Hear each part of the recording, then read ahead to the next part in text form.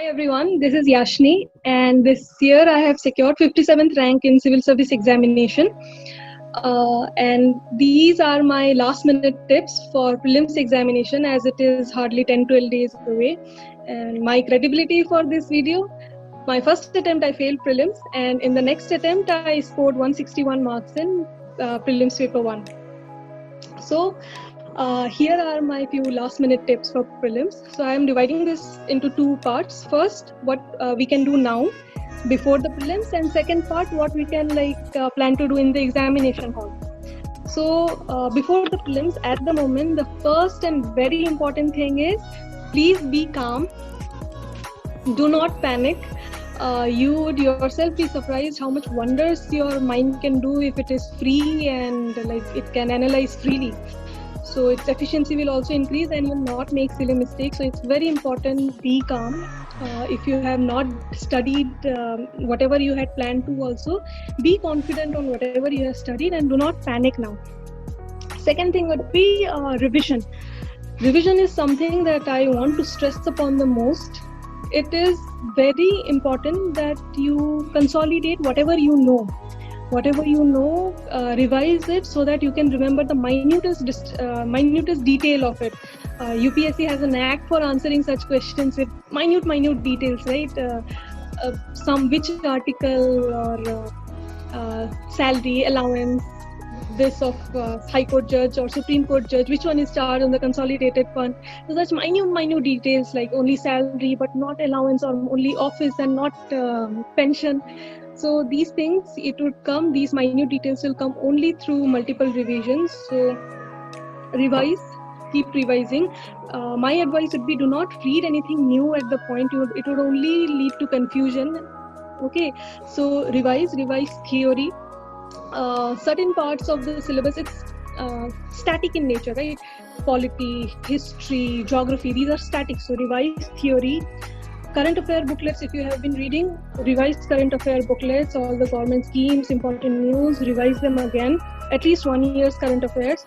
And question papers also, if you, I think now it is high time that we can stop practicing more and more new question paper. There are so many question papers and resources available in the market. It's by no way you would be able to finish all of them. So whatever you have read until now, revise them. Especially those mock answers, mock questions where you did not know the answer to, or you could not solve it, revise those questions also. Okay, so now is the time to revise and consolidate your learning. So for this, now that we have very less time left, it's very important to schedule your time also. So that is the third thing, scheduling time management. Okay, now we cannot waste time on anything basically. So do schedule your preparation, like last few days, how do you utilize it to the maximum, to the fullest. For example, what I used to do is, last 10 days of the exam, I would have a schedule like this. For example, if on the 10th day exam is there, prelims is there, so 9th day I would keep it as a buffer. Okay, 8th day I would read history. 7th and 8th day I would read history, because these small points I need to remember, so I would do it at the end. So history I would do on the 7th and 8th day. Just before that 3 days I would do polity, because polity again requires remembering constitutional amendments and articles and all those things. So first day, for example, I would keep geography or economics, because I felt fairly confident in that. So this was what I did. This was my schedule of preparation the last 10 days. You know your strengths better and you schedule it according to your requirements. Okay, and the last day, I used to keep it as buffer, because any day I am having a spillover, I could not finish the intended portions on, for example, today. So that doesn't affect my whole plan, right? So I always have this buffer for this to fall back on. Okay, and these are pandemic times, so one very important thing you should keep in mind is avoid unnecessary exposure or crowd at the moment. Eat healthy. Avoid unnecessary exposure. We don't want to miss the exam for any untoward reason, right? So keep yourself safe and healthy. And if you have not changed your sleep cycle yet, if you are one of those night owls and you have not changed your sleep cycle, please do it. It had cost me one attempt. I could not keep myself awake during that time because that was my sleeping time. So try to change your sleep cycle. Good 8 hours sleep if you have not done, and try to wake up before 8, 7, 8, just as per the prelims timetable. Okay, and coming to the next point, one very important thing is to have a plan ready. You would have solved many mocks by now, and if not also, you might have an idea how are you going to approach the exam. So one important thing is keep the plan ready. So what I mean by that will come, I'll explain now. So this is what we could do in the 10 days prior to the prelims exam.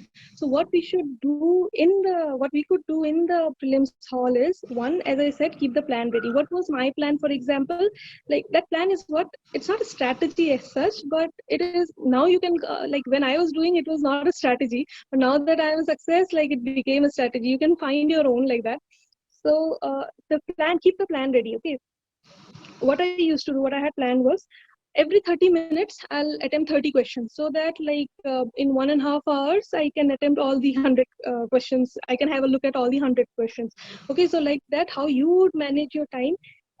Keep a plan ready, how you are planning to go about the paper. And for example, tough questions, difficult questions, if they were, I would mark them and I first finish all the questions that I know, and then come back to the difficult questions at the end.